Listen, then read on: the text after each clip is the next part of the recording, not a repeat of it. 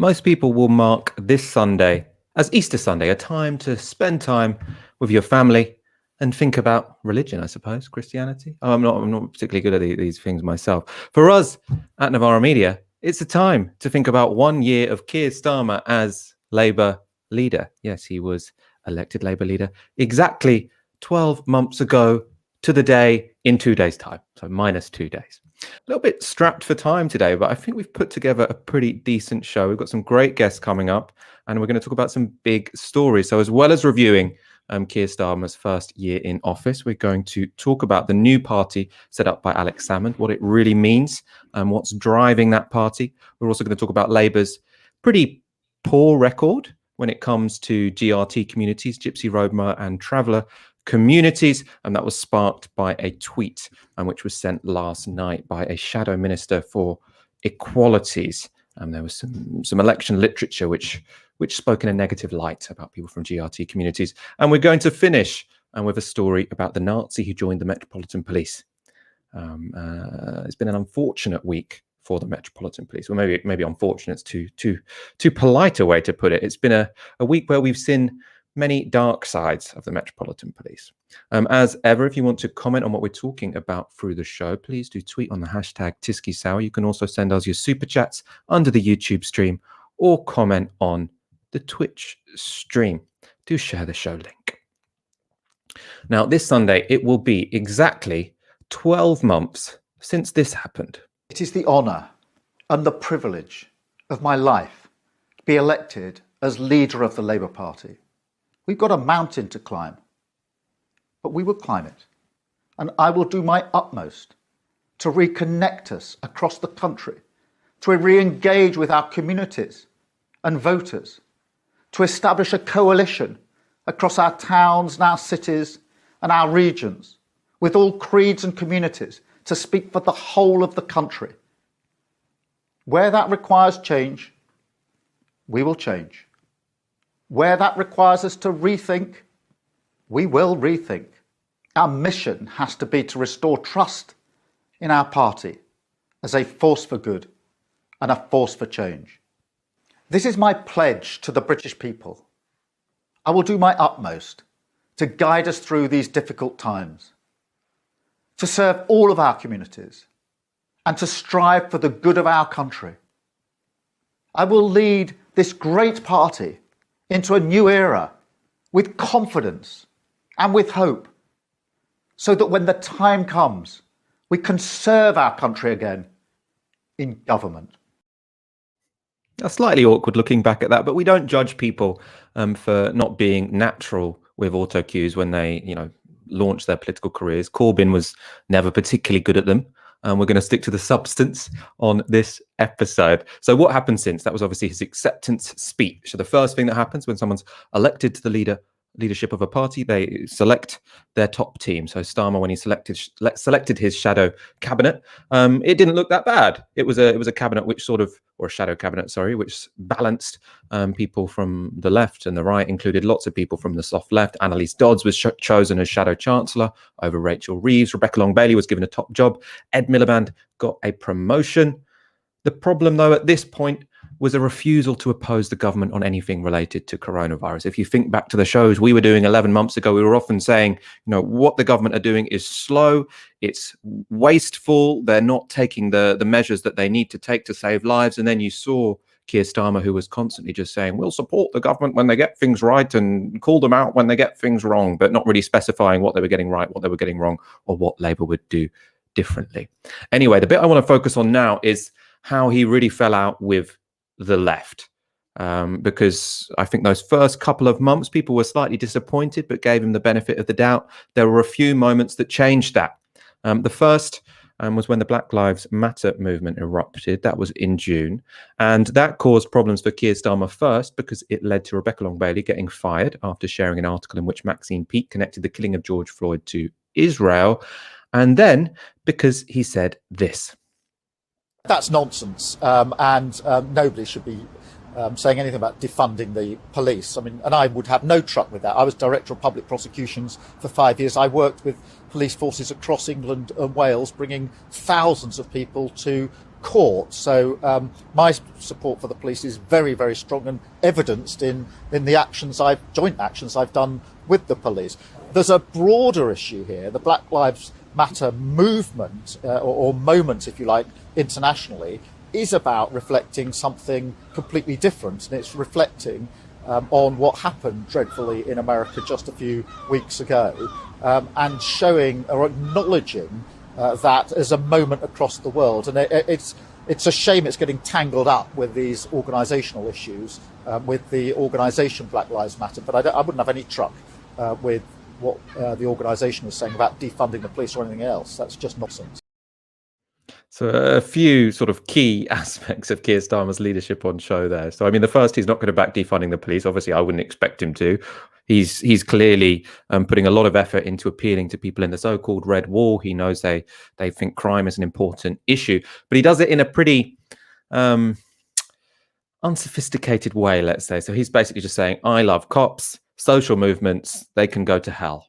That's kind of been the message from Keir Starmer for the past 12 months. We really saw a sign of it there.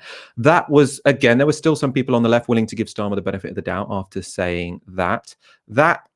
Any goodwill people still had at that point would be evaporated later in the year, would evaporate later in the year. That's because on October the 29th, when the EHRC report into Labour and anti-Semitism was released, this happened. I made it clear that we won't tolerate anti-Semitism or the denial of anti-Semitism through the suggestion that it's exaggerated or factional. And that's why I was disappointed with Jeremy Corbyn's response, and that is why appropriate action has been taken, which I fully support. I want to unite the Labour Party, bring our factions together as a united party. But I made a very clear commitment to root out anti-Semitism, and I'm going to follow through on that commitment. We cannot say zero tolerance and then turn a blind eye. So that was Keir Starmer's, I think there were the key moments of him falling out with the left, basically the relationship that Keir Starmer could have had with the left breaking down. I'm going to show you some clips in a moment. The key ones, I think, of him having a relationship that breaks down with the public, because he, generally he shows himself to not be as competent as he wanted to seem. First of all, I want to know from you, Aaron, this breakdown with the left, do you think those are the key moments? Do you think I've picked the correct moments, basically? I mean, I suppose I should add that he then suspended the whip from Corbyn. I think that was probably more important than the initial suspension of Corbyn from the party, because the formal process has let him back in. Keir Starmer says, no, even if the formal process let him back in, I'm going to personally kick him out of the PLP. Are those the key moments that have caused this breakdown? And how big an event is that in Keir Starmer's first year? That's the thing, Michael. I mean, I think whether or not you're a supporter of Keir Starmer, if you're saying, well, what positive, outstanding weeks were there? Where you say, no, you know what? Like, that was a really good week. We will take the W there, right? And in politics, it's always about having more good weeks than bad weeks. And it does feel like the only conspicuous weeks have been bad ones. Yes, there was Corbyn, there was the anti-Semitism, there was the party disunity one, there was the BLM one. There was, of course, the leaked Labour report. Didn't get much breakthrough in the general media, but that clearly wasn't a good week for Keir Starmer either. And it does feel like, he kind of had a honeymoon period leading into early summer last year, June, July. And it feels like it's all been downhill since then. And so people can say, well, he's got to clean up a mess from Jeremy Corbyn. They have so much work to do. I'm playing devil's advocate. I don't believe that, obviously. But those are the arguments, and you have to engage with them. But all the memorable moments, but also more importantly, all the quantitative data really shows that at best he was on an upward trajectory until October. Really, I think the high point for Labour was the period around which Dominic Cummings was, of course, booted out unceremoniously out of number 10.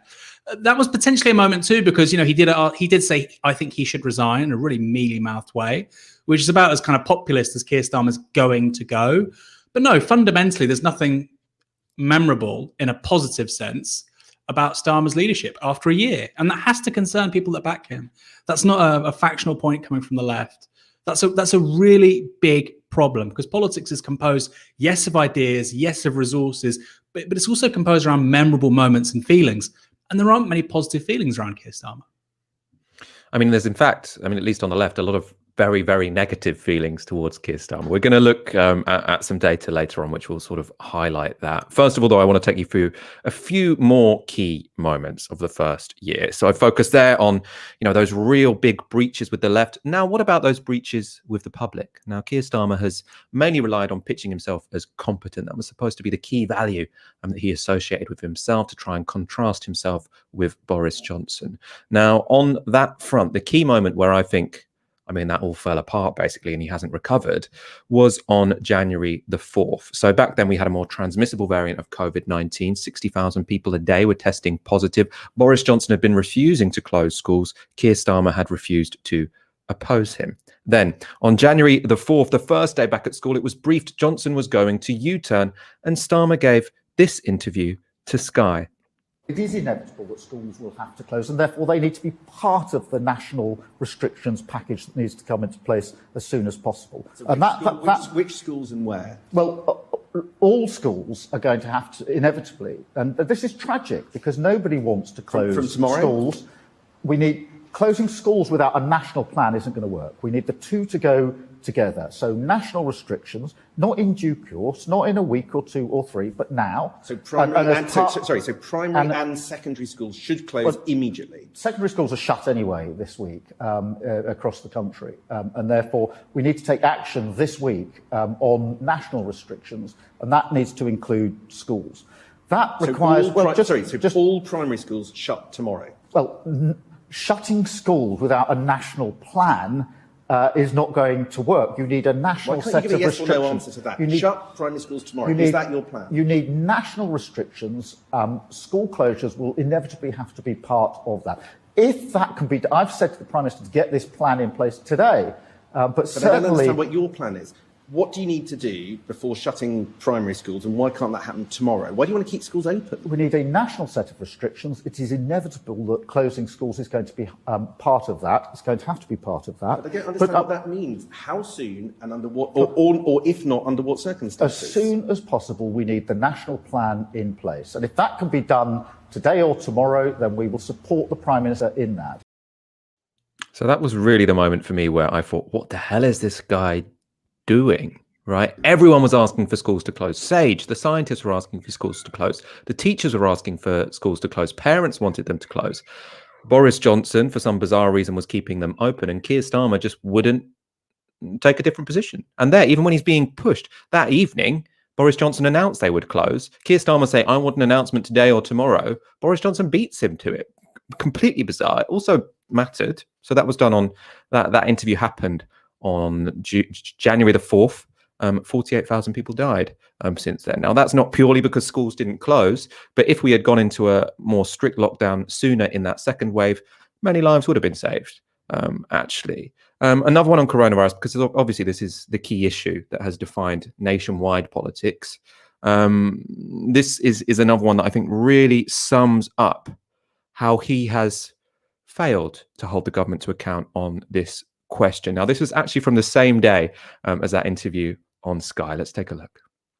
These measures are necessary, sadly, and therefore we support the package of measures that the Prime Minister has just outlined. And I think whatever our criticisms and challenges of the government, we've all got to pull together now to make this work over the next few weeks and months. It's going to be a very, very difficult period. There are questions about the timing of decisions, etc. But now is the time, I think, to support this package, pull together and do everything we can to try and make this work.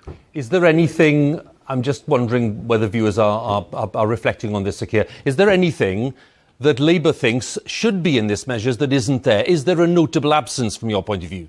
Not an absence. I think the most important thing is the messaging about stay at home and going back to the spirit of March, because a lot is now going to depend on the willingness of people to comply. And I urge everybody to comply with the package that the Prime Minister just outlined, to follow the guidance. But we have to rekindle that spirit. And I think that, in a way, we need to remake the contract with the British people, which is say, in return for you enduring these measures now for the coming weeks, The vaccine must be rolled out at speed. We need this to be mission critical. We were the first country to get the vaccine, and we need to be the first country to have the vaccine programme rolled out. So it's that spirit of March, stay at home. But we will support this package. As I say, whatever other quarrels we've got with the government, we will support this package. So that was Keir Starmer when the most recent lockdown was announced. There was no money for people to self-isolate if they'd caught COVID-19. There was no right to furlough. You know, there were lots of parents whose kids couldn't go to school anymore. If they said, you know, can you please furlough me because I want to homeschool my teacher, as we've talked about on previous shows, many bosses said no. And there was nothing that the worker could do in that situation. There was no support for people who were excluded from the furlough scheme. Keir Starmer's asked, "Is there anything missing from this?" He says, "No absence. If anything, I would say they could do with decent messaging." That's not opposition. That's PR advice. Aaron, for me, those two videos really summed up Keir Starmer's relationship to, I suppose, the coronavirus pandemic, which, I mean, from our perspective, Keir Starmer's relationship to the left is kind of key in terms of how we have assessed his leadership. For most of the public, it's going to be how he's related to coronavirus. Do you think on that question he's got anything right? No. I think he's got... I'll pedal back as well. And I think actually the issue of anti-Semitism and Corbyn isn't just a left issue. I think it also does percolate through to broader debate, even at an unconscious level. But hold that thought for a second. No, in terms of the big policy debates around COVID, I think he's been appalling. He's either been inexistent, repeated what the Tories have said, or he's been completely wrong. For instance, on corporation tax. This is one of the big moments of the breakdown of the kind of austerity narrative policy agenda post 2010, where you have Rishi Sunak saying, you know what, we're going to put corporation tax, to 25%. And Labour, and by the way, Joe Biden last week, or this week, over the last week, has effectively said that there's a $2 trillion stimulus package, which will be paid for by, guess what, increase in corporation tax. You had all these melts around Starmer, and I don't mean his advisors, I'm not going to slag people off who can't make a right of reply. I'm talking about people on Twitter, like Ian Dunt or whatever, saying, no, actually, this is really bad politics. Starmer's right. It was catastrophically wrong. And I feel like, one of the pitch of Starmer was, and I understood it, and actually it could even work, is on the police, on law and order, on foreign policy, on Trident. You're going to basically lean into a blue Labour agenda. You might not like it on the left, but that's what we've got to do. And that gives us permission to go quite radical on housing, on potentially migration, post-Brexit, radical migration sort of policy. That was always up in the air, wasn't it? Migration, housing, climate change, economic justice, equality, social care. And I think a lot of people on the left, Michael, that's certainly how I felt, understood that trade-off and said, you know what, if that's what happens, it could be worse. But we haven't had a trade-off. On all the important kind of arguments where he needed to make a left pitch for social justice, which, by the way, was at one with the public zeitgeist, he hasn't done it. And he's failed to do it to such an extent that actually now Rishi Sunak is taking positions, for instance, on corporation tax, to the left of the leader of the opposition, which is deeply concerning. Now, going back to the thing about anti-Semitism, that matters for the Labour membership or for the left. It doesn't matter for the public at large. I don't think that's true, because until the summer, Keir Starmer felt like a breath of fresh air. Even Jeremy Corbyn didn't want to talk about Jeremy Corbyn anymore, right? He wants to talk about, and you got this, whoever you talk to, if you talk to people around Corbyn or McDonnell, the left of the Labour Party wanted to spend, you might not agree with it again, but this is where they were, wanted to lick their wounds, take a step back, allow another section of the party to lead, and kind of try and build the ideas and the policy agenda that they thought with Keir's 10 sort of pledges was still, relatively speaking, quite stable. And I think Keir Starmer, once he suspended Jeremy Corbyn, basically just took the plaster off the wound. And I think for the public at large, I think at a very unconscious level, actually, the public thought Labour haven't changed. All I've heard about Labour for the last couple of years is anti-Semitism, infighting, factionalism. And for a few months, I hadn't heard that, and Keir Starmer did really well. And now all I can see is disunity and infighting. No way should those guys be anywhere near government. So yes, of course, those things are issues on the left. But I think it has critically undermined him with the public at large. Keir Starmer now, today, great piece we had on this, polling by Stats for Lefties on the Novara Media website. He's polling minus 30 in the north of England. So clearly these things have had massive cut through to the public at large. But I don't think they're saying, well, I don't agree with Keir Starmer on anti-Semitism. I think it is, well, he kind of doesn't feel like that much of a breath of fresh air. Actually, Labour feel like more or less quite a disaster of a political party, not that different to a year or two ago. And I think that is actually self-inflicted. A couple more. I've just got two more case studies of what I think has gone wrong with his leadership. And these involve his tendency to not show people, but tell people what he believes, what he's going to do, etc. Right? So the prime example of this is probably him constantly talking about values. So he thinks people care about politicians' values. So he says, I have values. I have values. He doesn't really tell people what they are. The other thing he's done is said, I'm going to oppose the government instead of opposing the government. So the classic of this genre was, I'm putting the Prime Minister on notice. He has got to get a grip. That was last year in June. And then that's happened again. So this month in the Telegraph, we had Starmer say, as we come out of year one into year two, I want to take the mask off and open the throttle. So again, he's constantly giving warnings to the Tory government without ever actually finding anything to oppose them on. I want to go straight to some polling. Because, if you're working for Keir Starmer and you're watching this show, I don't know if they do, they're probably thinking, look, Michael and Aaron aren't impressed with what we've been doing as the leadership team in the Labour Party. We don't care. We were never here to please Michael Walker and Aaron Bastani from Novara Media. We care what the public think. I think they actually should care what left-wing members of the Labour Party think, but that's up to them. They care what the public think. Let's see what the public think. Now, Kieran Pedley is from the polling company Ipsos Mori. He did a great thread on Starmer's changing popularity, very balanced thread. So he started that thread by saying some Ipsos Mori data on Starmer 1 year in. First, fair to say things have turned against Starmer somewhat in the past 6 months. So in October, Labour were 5 points ahead. Starmer had a net satisfaction rating of +15. By March, the Conservatives are 7 points ahead and Starmer is on -9. So what happens? And he answers that question by first saying that you have to admit the first thing that's happened is the public mood has shifted. 88% of the public currently think the government is doing a good job on the vaccine rollout. That's a complete transformation in terms of how people feel towards the Tory government at the moment. At the same time, this isn't just about health, it's also about the economy. So we can look up the economic optimism index. So this is how many people think that the country, the economic condition is going to improve in the next 12 months. And at the moment, it's +2. And there are 2% more people, or 2 percentage points more people who think that the country is going to get better in the next 12 months. That's the most positive it's been since 2015.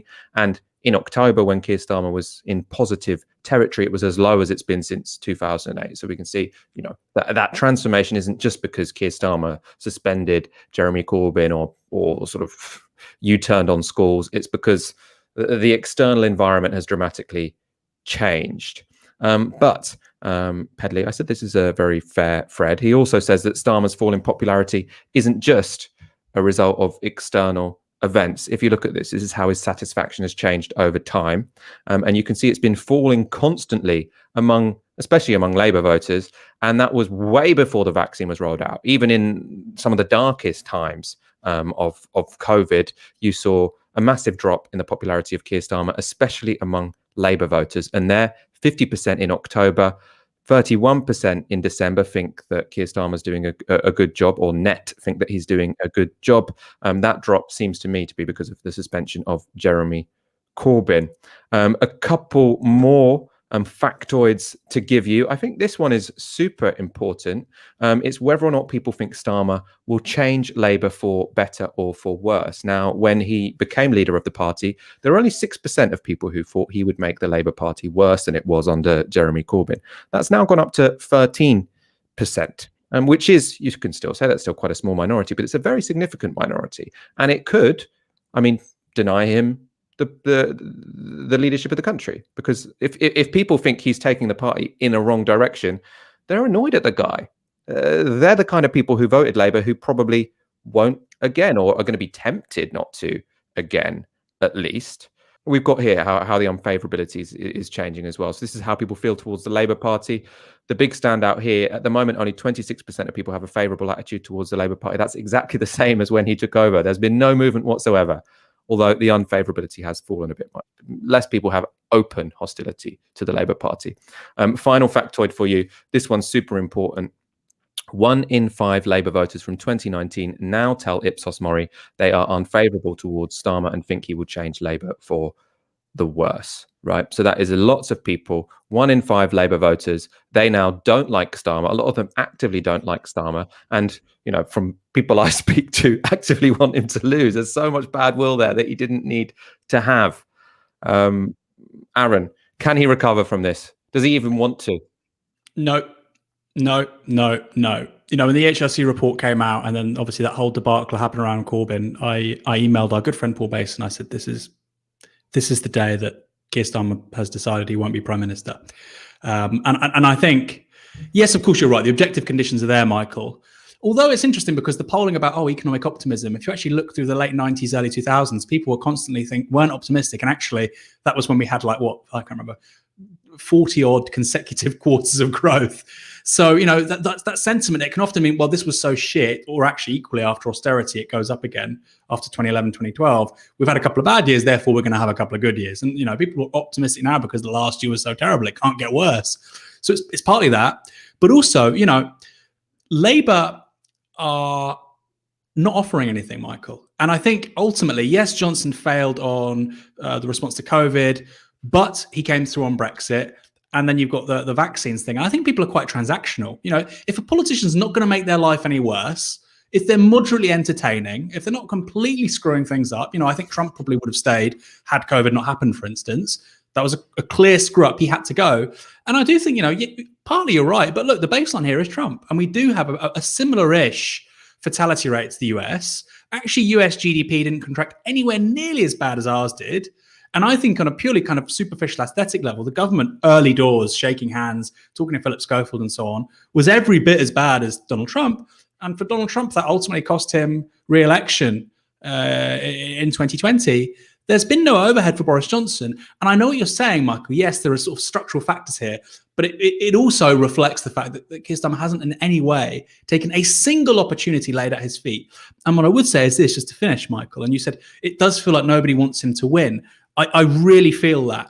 I really feel lots of people would be very happy if Keir Starmer fails. It's a very broad coalition of people. It's Leave voters, strong Leave voters, people that don't like the idea of a London lawyer, people that don't like somebody, he looks like a smoothie chops, he's a bit smarmy, he thinks he's got all the right answers, identikit politician.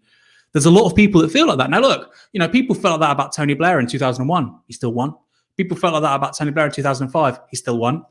You know, they didn't feel about him in 1997. Lots of people felt really optimistic, energized. This is what 21st century British politician looks like. People aren't saying that with Keir Starmer. There's no excitement and there's no likability. You know, and I think people forget this, both with Theresa May and Jeremy Corbyn. They actually did very well in their different ways. You know, Theresa May got, in the 2017 general election, it was a terrible election for the Tories because they, of course, lost their majority. But they got their highest share of the vote, I believe, since 87 or maybe 92. But it was a strong performance in that regard. And of course, you know, Jeremy Corbyn got 40%. And there is a sort of personality type in Britain. People love a trier. You know, sometimes you don't actually have to be producing the goods. People love a trier. And Theresa May captured a little bit of that for a little while. Jeremy Corbyn too. A lot of people didn't agree with his politics. But there's, again, this kind of British type where they say, I don't agree with him, but he knows what he believes in. He knows what he stands for. And he always... You know, you can always rely on Jeremy Corbyn to have that particular position on something. People would say that about Nigel Farage over the last 10, 15 years. Again, you might not like that, but that's a kind of caricature of a certain political type in our public life. Nobody will say that about Keir Starmer. You know, what are the associations with Keir Starmer? Yes, some people will have positive ones, although increasingly few people will have positive ones, but many will have identikit politician, smarmy, thinks he knows best all the time. Again, metropolitan elite, that has a bunch of negative associations, connotations. But in some ways, it also reflects, you know, a fact, which is that he did want to override a referendum where 400 constituencies had voted to leave. He thought he knew better. And that's all going to have a big political overhead for him. Whether or not you thought he was right, he has consistently shown himself to think he knows best. Trying to get rid of Corbyn in 2016, backing Aaron Smith, on the EU stuff, on the COVID stuff. He actually looks like a pretty disastrous politician. But the last person who will admit that is Keir Starmer. I do want to say, the last thing I'm going to say, because I want us to be fair on this. I want this to be convincing, even if you're not already, of the way of thinking that we tend to have at Novara Media.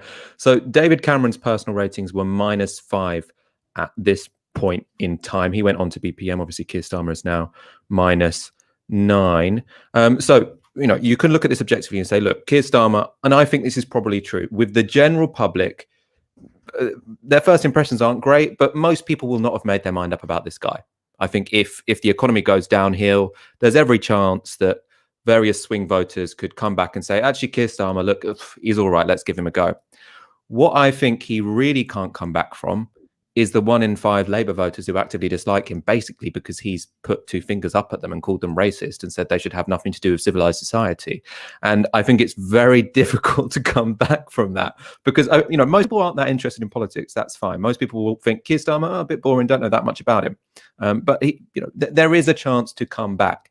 But for those 1 in 5 Labour voters who he has, basically mortally offended by kicking Corbyn out of the party, I don't see how he changes that. So for me, that is the key moment of his leadership so far, because that for me is the thing that's harder to reverse. Aaron, you want to come back in super quickly, don't you? I'm going to be super quick. We've got a great guest coming on right now, but I want to be super quick. And I think it's important to say this, Michael, because you're talking about fairness. The last 12 months have not been a normal political context. He's not been able to do speeches and meet and greets and campaigning and so on and so forth. So from that perspective, yes, it's been very difficult, but that will change from May. And if Labour have poor election results in May and he doesn't really make any impact over the next 6 months, he's toast. He is toast. Sounds presumptuous, but that's where we are. Let's go to a couple of comments. Mr. Krabby with £10. As much as I appreciate your analysis of Starmer tonight, watching so many clips of him has been unsettling and vividly illustrates how he single-handedly made the Labour Party irrelevant. I'm sorry for subjecting you to all of those clips. If you're enjoying the show so far, please consider becoming a supporter. If you are already, thank you so much. You make all of this possible. Of course, you can become a supporter at novaramedia.com/support. We ask you to donate the equivalent of 1 hour's wage a month. Now, the Labour Party's claim to be an anti-racist party can often seem fairly superficial. This is no more so than when it comes to its relationship to Gypsy, Roma and traveller communities. That prejudice against travellers, or at least a blind spot to anti-traveller prejudice, was on show in a tweet from the party's Shadow Equalities Minister, Charlotte Nichols, last night.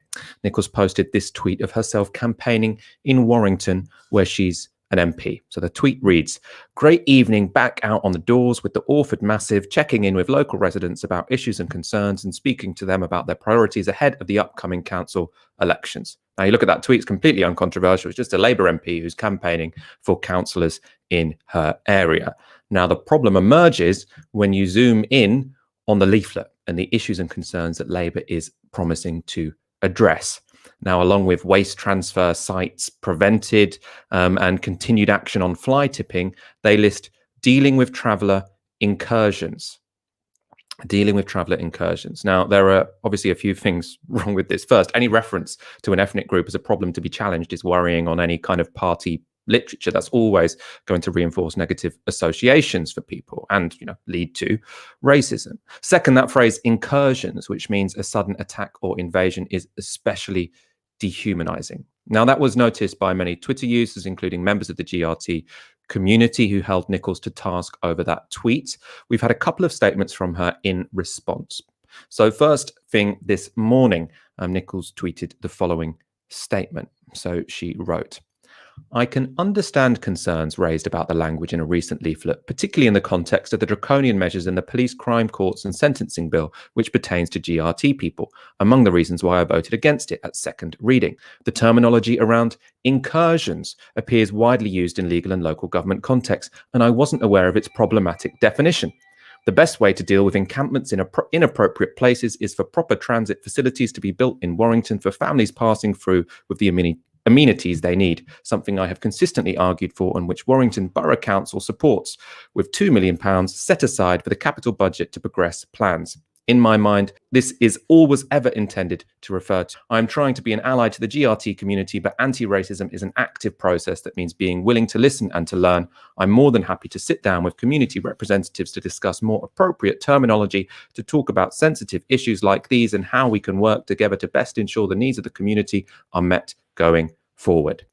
Now, that was the full statement. Obviously, some thought had gone into it. However, it was deemed insufficient by many Labour members and GRT campaigners, very understandably, I think, as it focused purely on the word incursion, not the broader problem of referring to an ethnic minority as a problem on campaigning literature for the Labour Party, right?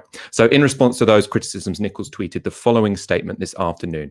She tweets, "I would like to unreservedly apologise for the offence and hurt that I have caused to the Gypsy, Roma and Traveller community.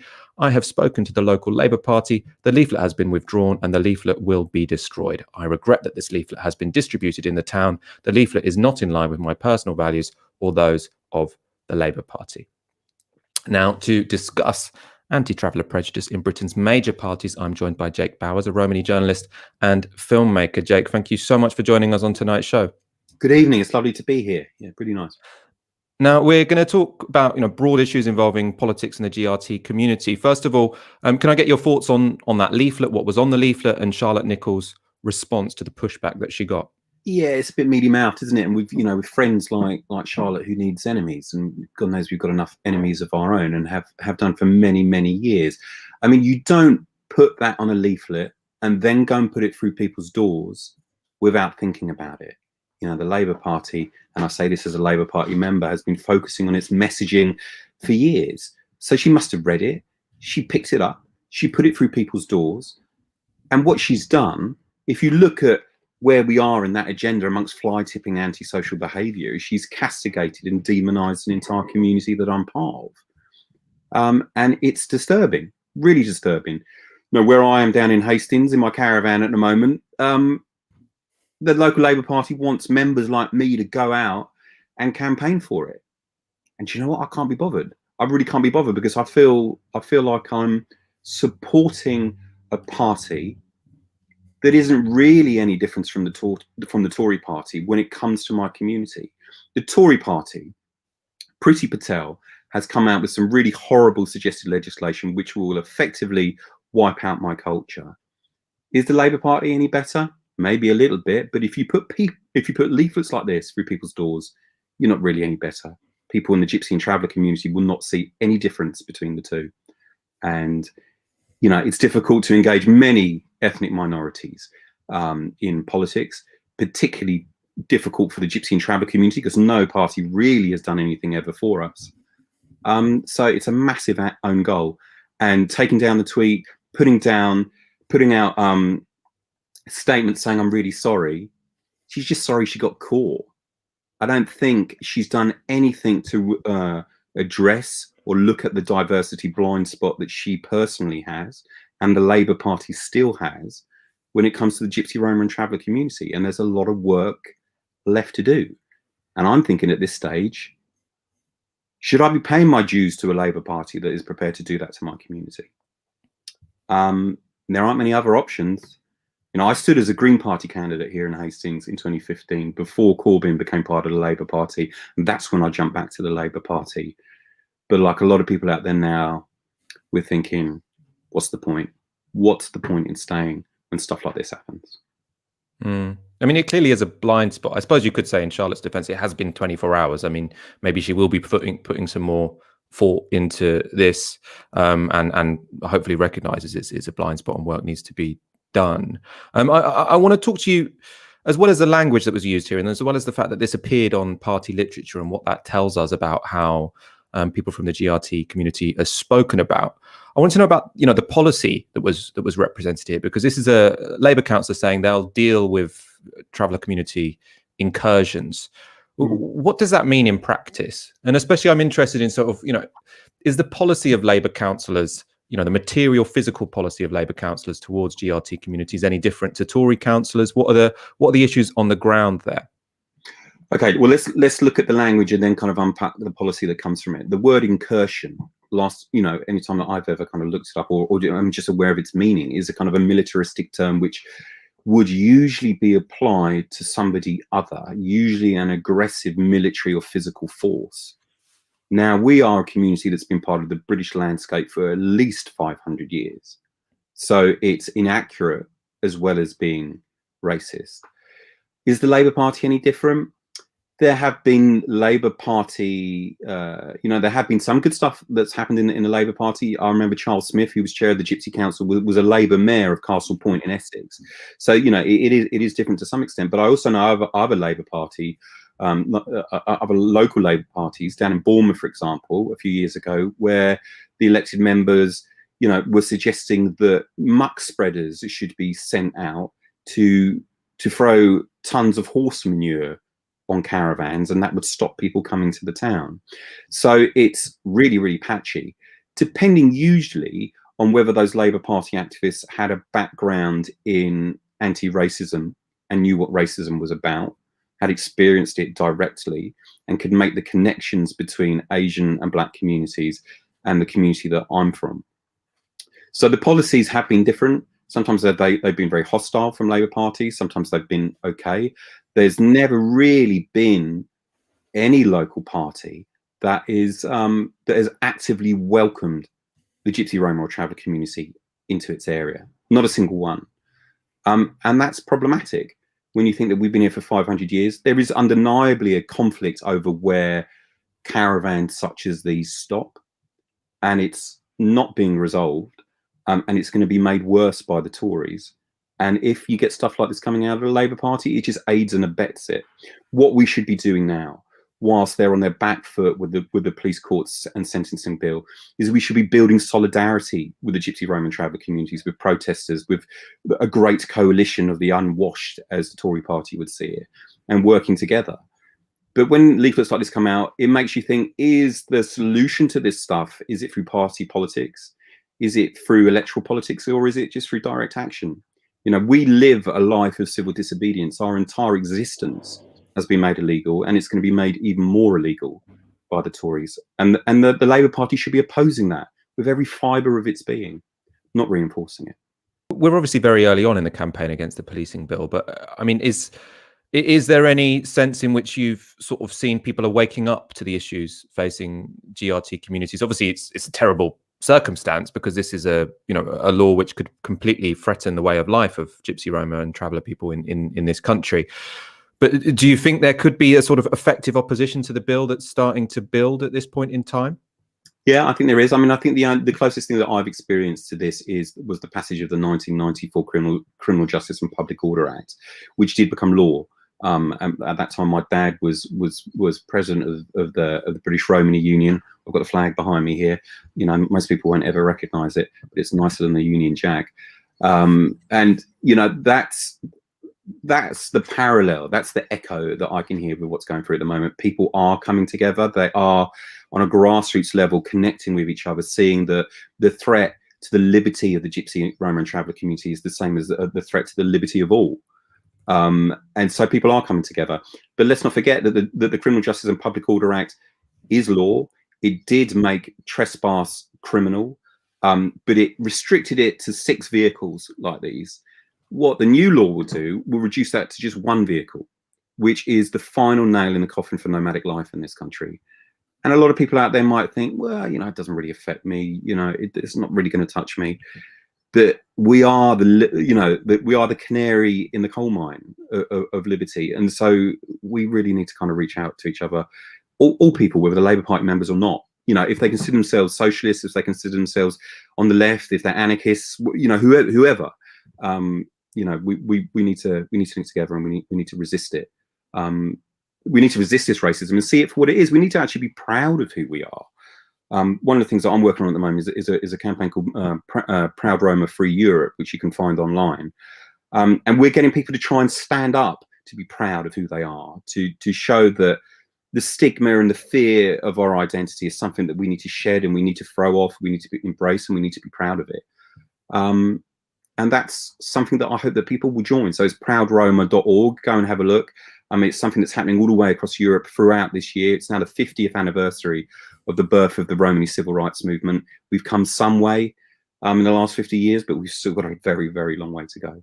Let's definitely keep discussing about this 50th anniversary as well. That's Sure. of the birth of the modern Romany movement, right? That's right. That's right. Proudroma.org. Check it out. Brilliant. Thank you so much for joining us this evening.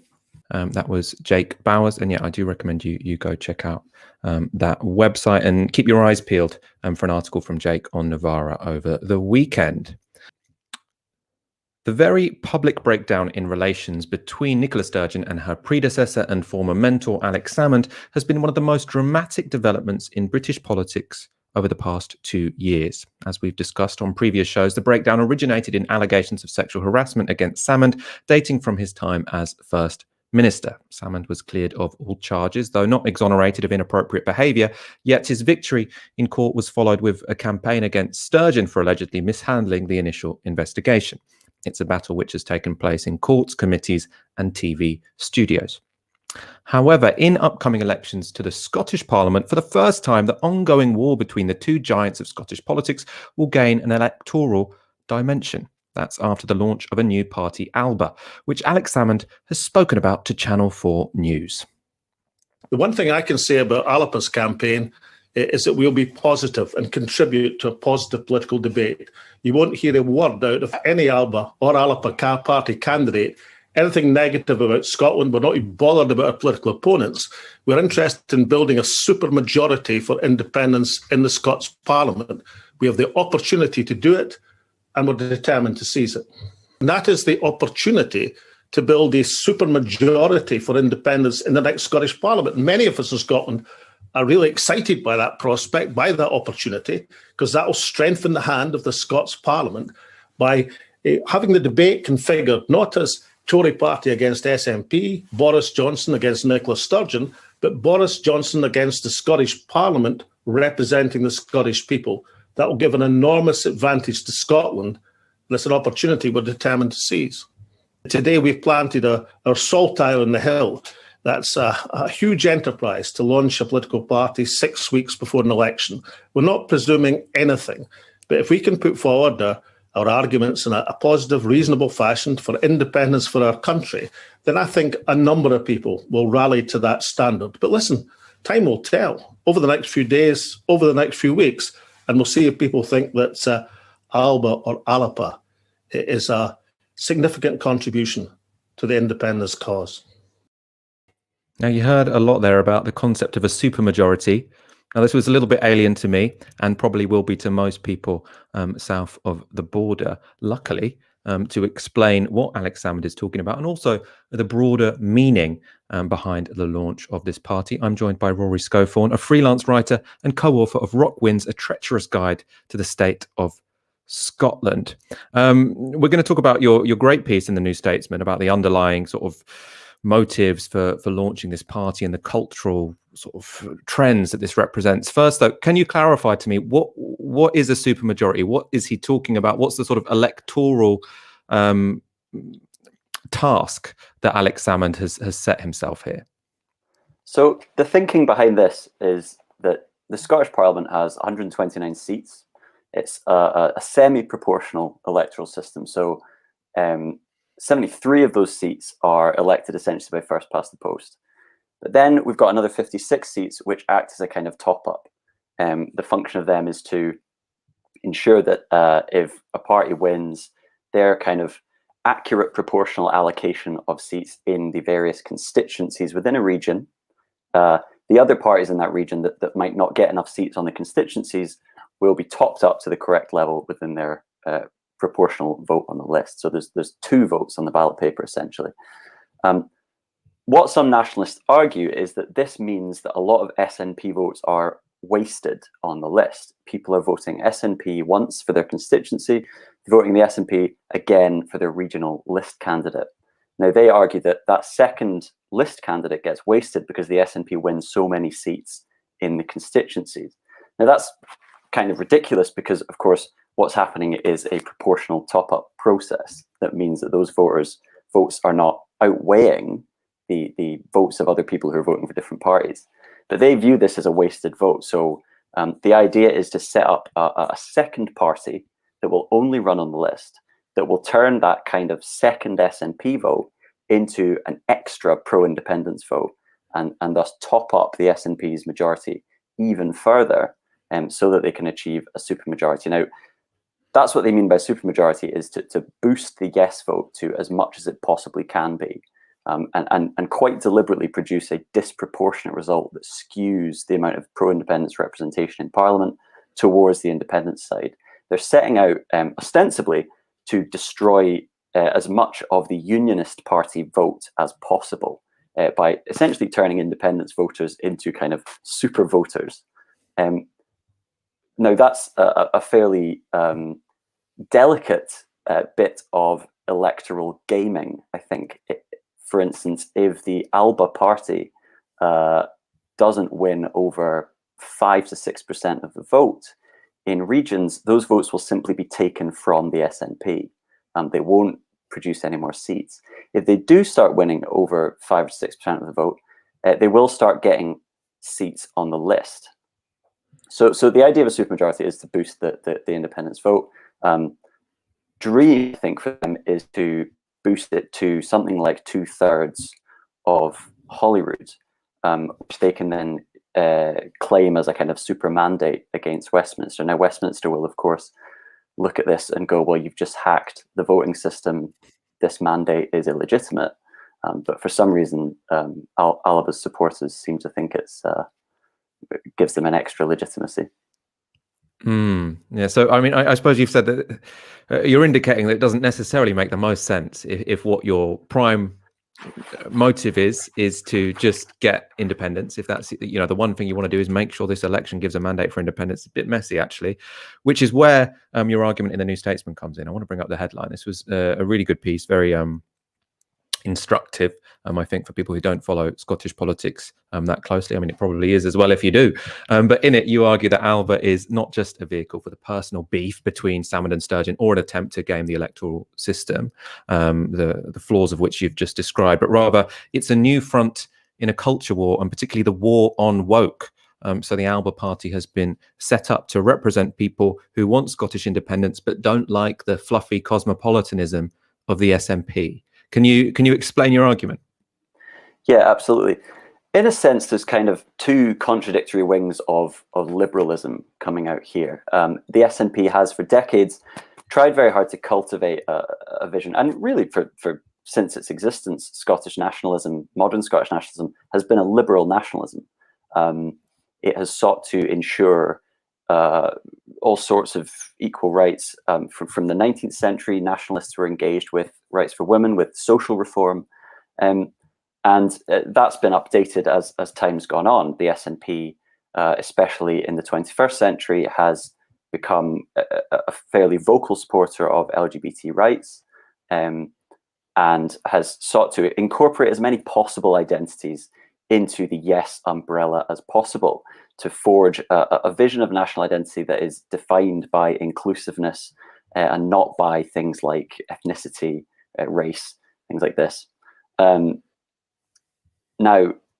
what's happened in the past few years since the independence referendum is that has collided with what we've all seen across various countries, a transnational backlash against so-called woke politics, which is continuous with ideas of political correctness gone mad, which goes back to 80s scaremongering about the loony left, all of which is targeted at identities that are finding a voice and new advocates in the public sphere, that are pushing for better representation, greater rights, and people are finding their old certainties unsettled by this and lashing out against it. Obviously, some of this is being much more consciously manipulated for people pursuing their own cynical ends. And there's a mixture of those things going on here. There are elements of the Yes movement who feel like the movement has been distracted from the pursuit of independence by pandering to various minority interests. And then there are people who really have been radicalized on the internet by kind of anti-woke alt-right propaganda. One of the flashpoints for this has been the Scottish Government's efforts to reform the Gender Recognition Act. to make it easier for trans people to self-identify. Now, obviously, there's been a backlash against that across the UK, and there's similar things have happened in the USA and elsewhere in the world. In Scotland, it appears to have been particularly fierce for some fairly complicated reasons. And that has been a big part of all this, that there's a section of the SNP membership who have really become fairly radical critics of self-identification of gender.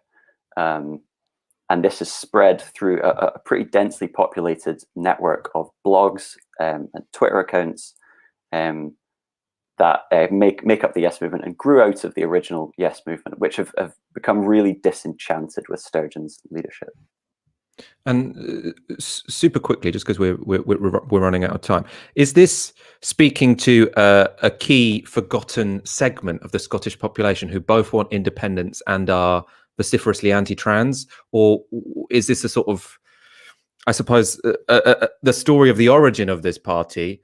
But it's not that this party started because there was a demand for an anti-woke party. It was that Salmond wanted to create a party, and the anti-woke thing was kind of an issue that brought together the activists, even if it's not necessarily a vote winner.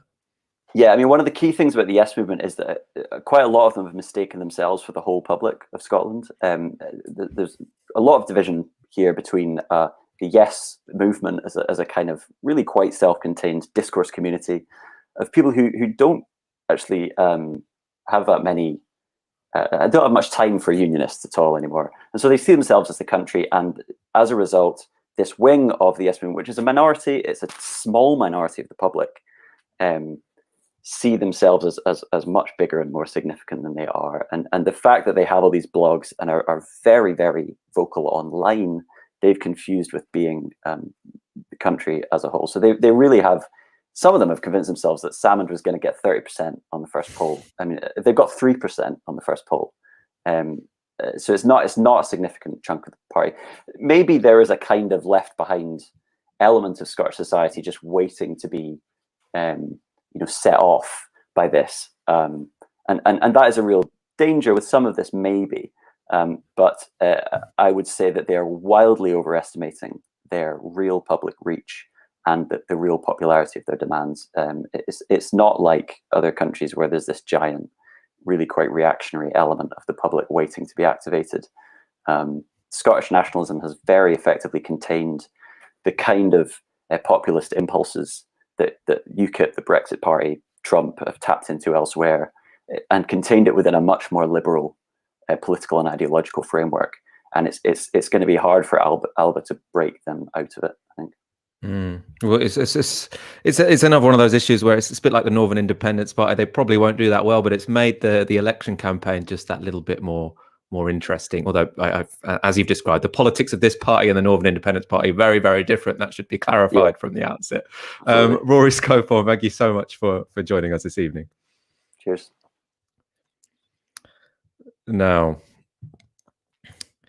the Met Police have faced a fair bit of scrutiny over the past few weeks, from the public at least. Now, another latest shocking revelation has come to light. This is that a serving officer in the force was a member of a Nazi organization. Now, his name is Benjamin Hanam. He is 22 and from North London. And he was found guilty of being a member of the proscribed organization National Action. Now, this makes him the first British officer to be convicted of a terrorism offence. This is the BBC's Home Affairs correspondent Daniel Sanford confronting Hanam as he left the Old Bailey. Why did you join a terrorist organisation and then join the police? Why did you join a terrorist organisation and then join the police? Ben, why do you...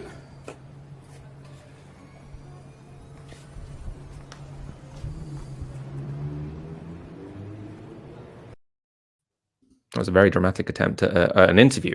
Now, Hanam has been released on conditional bail and is due to be sentenced on April the 23rd. Now, this guy, he spent 2 years in the force working among communities in North London and apparently even interviewing suspects on his own. This is incredibly worrying.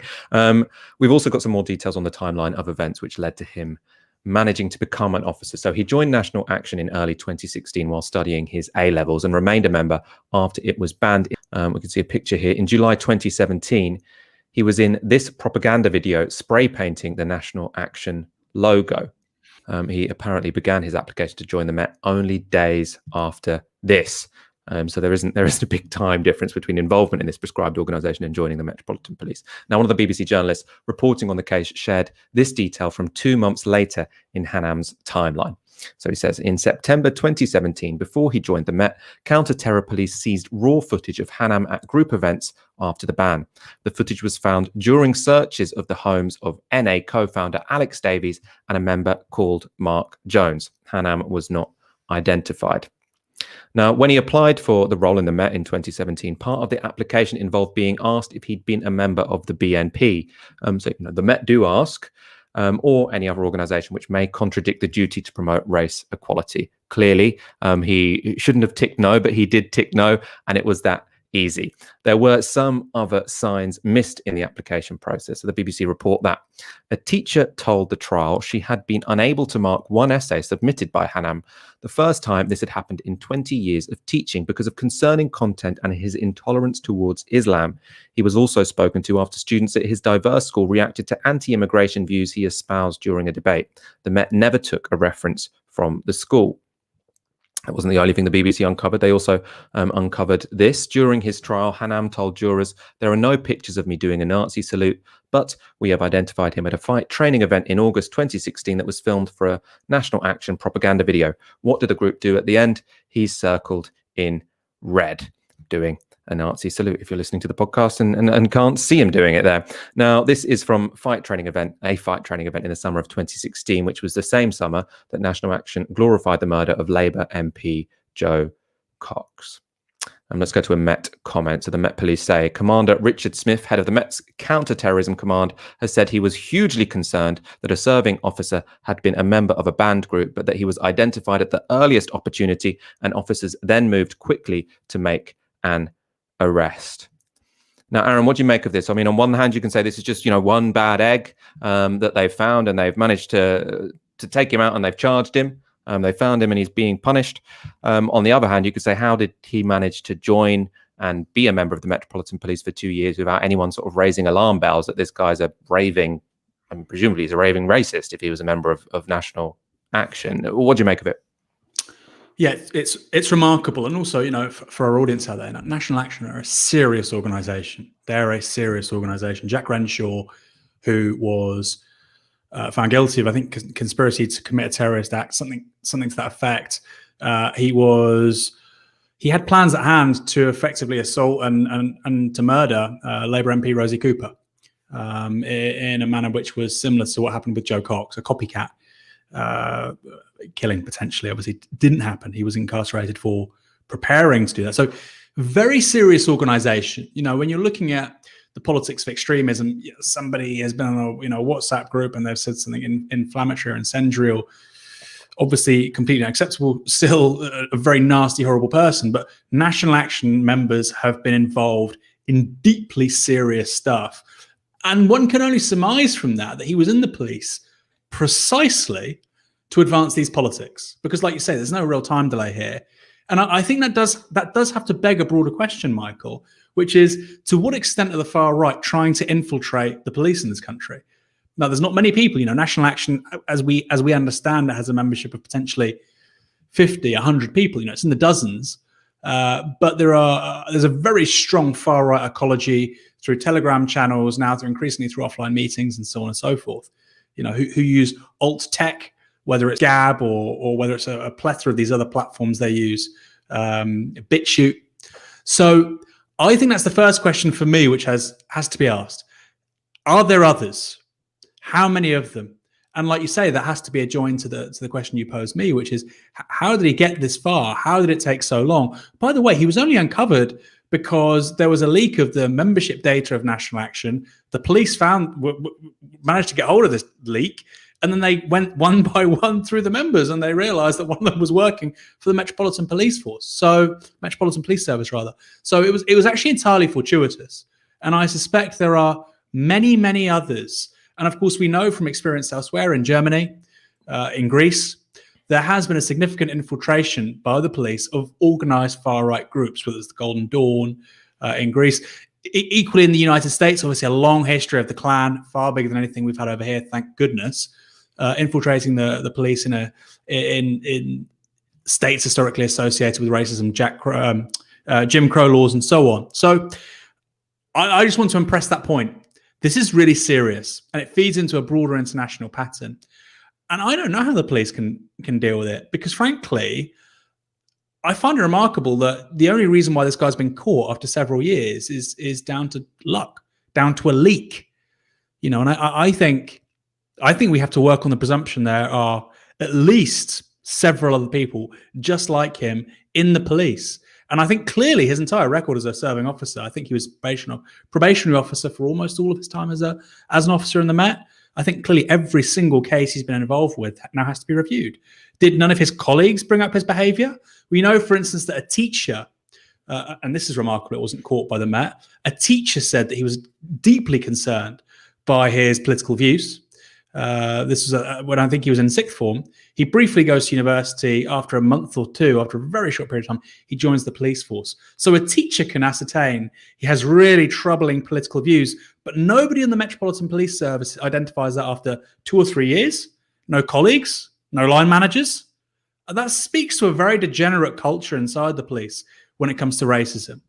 Deeply, deeply concerning. I think personally we have to have, at the very least, a big public inquiry around this. But I think also, you know, politicians from all sides, Labour, Tories, and so on, need to go all in here. Now, it's not a pile-on into the Met, which I think they should do anyway, given what's going on with Sarah Everard and a bunch of other stuff, public order policing, the proposed new bill that's coming through. But we need to be really attentive here now to the possibility of the far right trying to enter the police force in an organised way. The army as well. This is what they have done in many countries over many decades. Can't be taken lightly. Super worrying. And it is, I mean, I think the thing that really stands out to me is they only caught this guy by accident, as you say, Aaron. It was only because they leaked the list of members. It wasn't that someone in the Met thought, oh, this guy seems a bit off, let's investigate him. He presumably could have gone on working in the Met for a very long time. We got a comment. Clint tweets on the hashtag Tisky Sour. Let's hear a shout out for Fox, the wizard behind the scenes. Love you guys. Love the show. Another entertaining and insightful evening. Thank you. Let's hear a shout out for Fox. Put a little Fox emoji in the chat. We are going to end there. Aaron Bastani, it's been an absolute pleasure being joined by you this Friday. It was my pleasure. I think, Michael, can I say, Michael, to you and Fox, you got two great guests tonight. I thought Rory and Jake were both excellent on their respective topics. So well done. And that's why people should subscribe, as you're about to tell them. I was actually going to forget, you know, but you should. Aaron's right. Subscribe to the channel because we go live every Monday, Wednesday, and Friday at 7 p.m. We put out videos every day. And if you're not a supporter already, please do go to novaramedia.com/support and donate the equivalent of 1 hour's wage a month. If you are already a supporter, thank you so much. We'll be back on Monday at 7 p.m. For now, you've been watching Tisky Sour on Novara Media. Good night.